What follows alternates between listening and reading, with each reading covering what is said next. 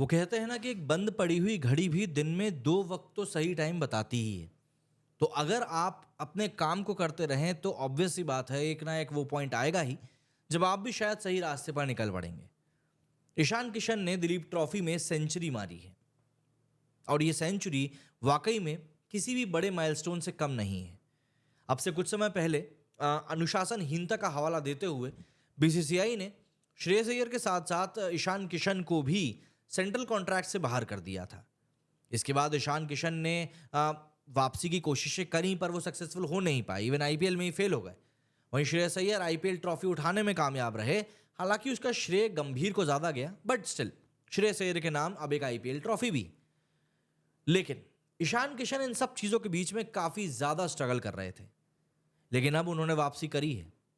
और इस समय उनकी वापसी करना इसलिए भी जरूरी है क्योंकि इंडियन क्रिकेट टीम में इस समय अच्छे विकेट कीपर्स की दरकार बढ़ती जा रही है।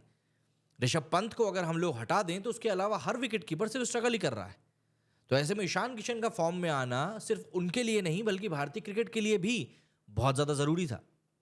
दरअसल भारतीय टीम के star wicketkeeper batsman Ishan Kishan के लिए पिछला साल 2023 बिल्कुल भी अच्छा नहीं रहा। उन्होंने क्रिकेट से ब्रेक लिया था। इसके बाद बीसीसीआई ने उन्हें टीम से बाहर का रास्ता दिखाते हुए इसी साल के शुरुआत में सेंट्रल कॉन्ट्रैक्ट से भी हटा दिया था। इसके बाद कई तरह की खबरें सामने आने लगी। हालांकि ईशान किशन ने इंडियन प्रीमियर लीग 2024 में वापसी करी, लेकिन वो सिलेक्टर्स के बीच वो छाप नहीं छोड़ सके जिसकी शायद दरकार थी। और यही वजह रही कि ईशान को टी20 वर्ल्ड कप 2024 के लिए भी टीम में चुना नहीं गया।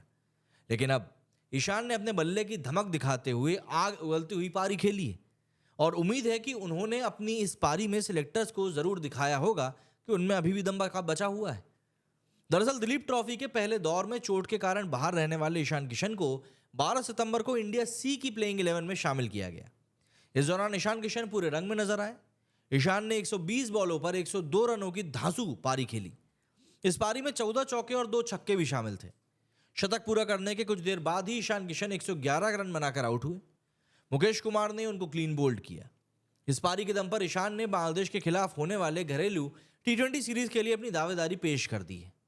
सिलेक्टर्स अब शायद ही ईशान को इग्नोर कर पाएंगे। आपको बता दूं कि ईशान किशन के इंडिया सी टीम में शामिल होने से कई लोग हैरान रह गए थे क्योंकि दूसरे दौर की टीम की लिस्ट जारी होने पर उनका नाम नहीं था।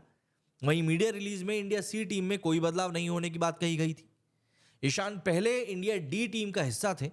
बीसीसीआई ने किशन को दिलीप ट्रॉफी में शामिल करने को लेकर कोई स्पष्टीकरण भी नहीं दिया है। वहीं इस साल की शुरुआत में ईशान किशन को बीसीसीआई की सेंट्रल कॉन्ट्रैक्ट लिस्ट से श्रेयस अय्यर के साथ बाहर किया गया था। नेशनल टीम में ना खेलने के बावजूद घरेलू क्रिकेट खेलने के लिए बीसीसीआई के आदेश का पालन ना करना उनके खिलाफ एक्शन का कारण बना था। ईशान पिछले साल दिसंबर में निजी कारणों का हवाला देते हुए साउथ अफ्रीका टेस्ट सीरीज के से नाम अपना वापस ले लिया था। मेंटल फटीग उन्होंने कारण बताया था।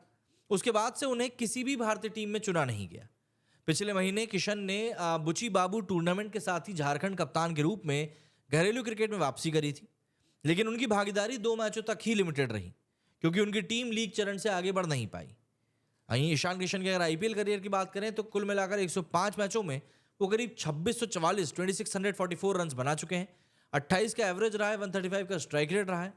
यहाँ उन्होंने 56 शिकार भी किए हैं। ईशान के इंटरनेशनल करियर की अगर हम बात करें तो 2 टेस्ट मैचों में 78 रन बनाए हैं, 27 वनडे में 933 रन बनाए हैं और 32 मैचों में कुल मिलाकर 796 रन वो बना चुके हैं।